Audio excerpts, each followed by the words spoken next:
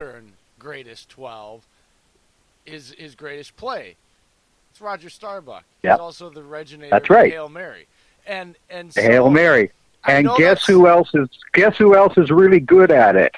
As we've experienced in Dallas. that's what I'm Yeah, saying. this 12. That's what I'm saying. It's very ironic that you would say you want that 12 and then he's so great at that. But I know, and it's weird for people that are but I do that because I'm even though I'm young, I enjoy the history of the game. I embrace it. So does Dave, and so that really does. I always chuckle, and I just think you guys are just so goofy because there is no great 12s unless you start with Roger Staubach and the Hail Mary, That's, and just the yeah. way he just played was he he gave a pizzazz to the position that at that time hadn't been seen really before. And that part of his game, I don't think people go back and appreciate enough. Like he really, Well, they don't appreciate his ability for that. They don't, especially younger people don't understand the Fran Tarkingtons, the Staubachs, even Bradshaw. Bradshaw was a Yep. Houdini when he had to be, an absolute Houdini. And Another go, 12, how Kenny they, Stabler, too. and the snake Yep. from the left hand side. You know, It- they They don't don't appreciate it. They really don't. No, they don't understand it. It's like whenever you see these polls, the internet polls, I just cringe because they have no clue of anything before the internet era, and forget it. You're skewing it because they have no historical context whatsoever. well, I guess Right. Well, I mean- one of my biggest arguments, Greg, is I always say this. I said it's very hard to find, but if you really want to have an argument about the GOAT and you haven't went back and tried to dig up what little tape is available publicly to watch the guy and realize that Johnny Unitas was Drew Brees and Peyton Manning 50, 60 years ago, and if that guy had been born nowadays with his abilities, we would be talking about him in the same light we talk about Brady, all these guys, because You could go back. You could go Right. back to a guy in Cleveland too, Otto Graham. Yeah. Like, and there's no Boom. no film but I'm just saying is I guess when I watch Johnny U, it's nobody threw the ball like that at all back then. Like it was unheard of the way he slang the rock around, like as much as they did. It was just and it was craziness, and people don't appreciate it because it's again, like you said, it's not in. But you have to be able to do it. He's one of the people I do put in the GOAT conversation in my top 10, just because, man. well, it's hard to do. I don't ever go into a GOAT argument because people don't understand that there's eras. So you can be the best of your era Yes. instead of the greatest of all time, right? Because there's so many different factors in these eras. The old days, it was a 14-game season. It's going to turn into an 18-game season. So we're going to have all kinds of different numbers to deal with, et cetera. So you got to take all that into account, right? Well, I mean, even if you think about it, those QBs played a lot more physical harm to their bodies and a lot less flags being called. I mean, so if you go ahead and put a Johnny Unitas, Oh yeah, I mean it's a Stabler in this era, they still flourish. I mean you're dealing with the days where head slapping and all that good stuff was still alive. Oh, Deacon Jones. You can rule Jones just and the made for fearsome that. foursome and the purple Jack people Youngberg. leaders, et cetera. Yep. That, and then you had the curtain and the doomsday defense. Hey, go ahead and tell me how these guys. They might have that one guy like the Rams have Donald, right? But those old defenses, you had 7 or 8 guys that could just take you apart and dominate. You're going, who do we stop? Well, I will that- say this, Greg, as one of the things that I will say, the rules from 1978, the original rules changes that really changed into what we now would consider the start of the modern era, because it's just that those rule changes started the change that's so different previous to 1978. It's actually at this point, honestly, it takes, and this isn't a slight to the old era guys. it's so much more athletically talent-wise you have to play defense now, because you can't the Chuck rule, the no contact, all these The stupid no things, contact. right? All these stupid things they've done to try to promote offense and take away the ability to actually play defense has made it a lot more difficult and required athletes at a young age to be transitioned to defense just to be able to keep up with the offense and what the rules kind of state. So, yeah, when you're talking But now about we're Harris, seeing them totally even trying to. different. Totally different. They're trying to mess that up now because they've got this new emphasis on offensive pass interference all of a sudden, Yes. and nobody knows what qualifies as being true pass interference for the defense or the offense right now. So we're all sitting here watching games, going, "Huh? Like, where's your heads, boys?" Yes. I'm watching zebras shrug their shoulders and give you. I'm like, seriously, guys, you don't know that's like every game you have to have 3 or 4 meetings in the middle of the field for the refs to clarify and go over because they don't know. That's what that meeting means, is they need to go over and make sure it's correct because they don't know. And now you don't even see them whistling anything dead. They're just letting it go right to the review so that they can't get in trouble. Oh, good. I actually like that. I like to let it play out Well, because that way at least you're not taking a play away.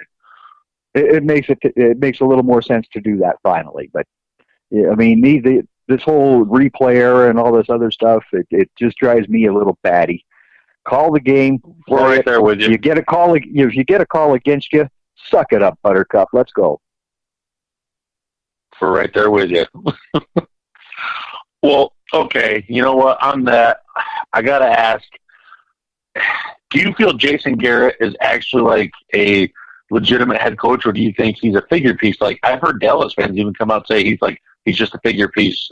Jerry Jones. He's Jerry's yes man, and that's that. He's not a head coach. You could see that the players have no actual fear of him. I mean, in the day when you go back to Jimmy Johnson, those guys were petrified, and he didn't even care Parcells. who you were. And Parcells, right? Those guys were petrified, but they damn well played football for 60 minutes. They were petrified. You didn't get to fool around. And this is the thing in his era that drives me bananas, especially when they're at home. You're not ready to go from the opening kickoff, or you're not ready to go to the beginning of the third quarter. And that's where the Packers have just killed the Cowboys in those games in Dallas.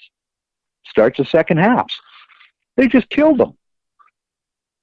Like, this is your house. You send the message in your house. Not today, boys. But they don't do it. They don't do it. And that's coaching. That's all on coaches. Well, I mean, with this last game, I mean, a lot of people are blaming Garrett for the 2-point loss rather than Kellen Moore. I mean, who would you see more take blame for that loss to the Saints? You know what? We were talking about throwbacks in the 70s, and that was a 1970s football game. And really, I give just full credit to the Saints for doing just enough to stop them on defense. They did just enough to stop them. And that was the difference. Dallas's 3 turnovers didn't help them, right? I mean, that one that Witten had totally killed what could have been a good drive. That might have changed the whole game right there. But the Saints defense did just enough to win that football game. So I'm not putting that on the coaches. When you got a 12-10 game like that, the way that it played out, that's not so much on coaches. I think it was just a matter of a little more execution from one team versus the other. That's all that really was. Most of the time, I could scream at Garrett, but... Well, I mean, actually, with that end of the game, I saw the unfortunate roll-up on Tyrone Smith from Dak, and then I know he's out, but then I'm also reading that La'el Collins aggravated his back Tuesday in the weight room or something, and just it set it off, and he hasn't practiced back-to-back days, and it looks like he won't play. Like, I mean, that's huge. That's big because you guys just gave up a whole whack of yardage on the ground. Well, this is a Pro Bowl offensive line that dominates into the second level, and we got a guy with that's a 21 there. So if 21 starts chewing up the ground, that's going to be a long night for the Packers. But now, yeah, that whole side of the offensive line, and Cameron Fleming, I mean, he's definitely a downgrade from Tyron Smith. I think they'll put the kid they drafted this year from Penn State. He'll play guard. He seems to be all right, but I'm worried with Fleming on there. So if they have to, I think they'll run on the right side. They'll run a lot more behind Martin. Well, I mean, I saw Martin was a little banged up too. I mean, I'm pretty sure he'll play. He's always banged up. Injuries, but yeah, he's always banged up. I see that almost on every injury report. He's from Notre Dame. He's tough. He's good. He's fine. Well, I mean, yeah, Quentin Nelson came from Notre Dame, so it looks like they turn out offensive linemen a little bit more. Well, I'm going to jump in here because I have to ask, because I know how a lot of us feel about this subject, but I want to know from your guys' angle, because where I'm at, especially Dave's in a different area. I'm a lot closer to you and less population, let's say, than Dave is out there in the world. So there's not a lot of Cowboys people around to talk to. So what exactly is your opinion and your stance on not only Dak as a player, but how do you feel about what he's expecting and what he's probably going to get paid as a quarterback as a fan? Well, the numbers that his team threw out there, I thought were a little bit high. I actually had him before all this stuff started and his good, excellent start to this year and that. I had him around 28.5 to 29.5 per season. It's now looking like he should be about 35. But then you're going to have to figure out how you're going to fit everybody else into. And just exactly how do you feel about him as far as his mechanics do you look at him and look at him as like a potentially like that prototypical, I know it's kind of cliche, but the franchise quarterback? Or do you see him like a lot of people are saying about him, that he's a really good game manager, and that if you overpay him and pay him like he's a franchise quarterback, that we see it happen all the time, that means that somewhere in a couple of years there's going to be less and less as that cap hit. There's only so much well, money. Exactly. So, I think there's nothing that needs to happen more than the quarterback position has to be devalued more, because these guys are getting their numbers are just getting way out of hand. Thank you. What God got. Yes. What my point has been, Greg, just to give you a little caveat here, is they're getting crazy with this because every year there's like 4 or 5 different position groups that expect to get paid like 10 or 15 million more than what the guy did last year. And they all say the same thing. Well, there's enough money. The cap goes up. The cap went up.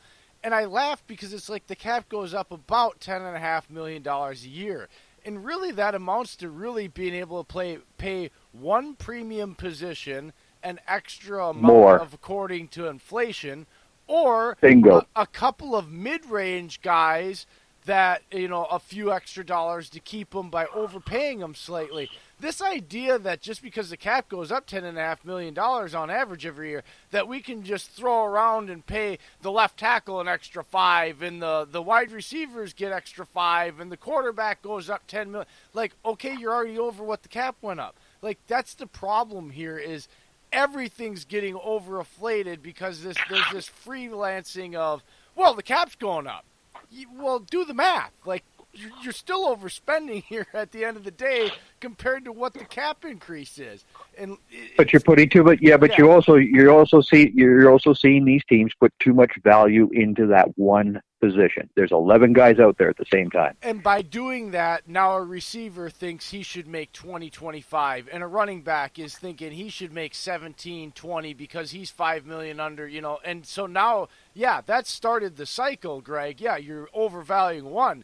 But because you overvalue that one premium position, now it causes all the other guys to want to overvalue them because it's the old age of inflation. You can't raise the price of a burger and not expect fries to go up too. And if fries go up, so does the milkshake and everything else. Eventually,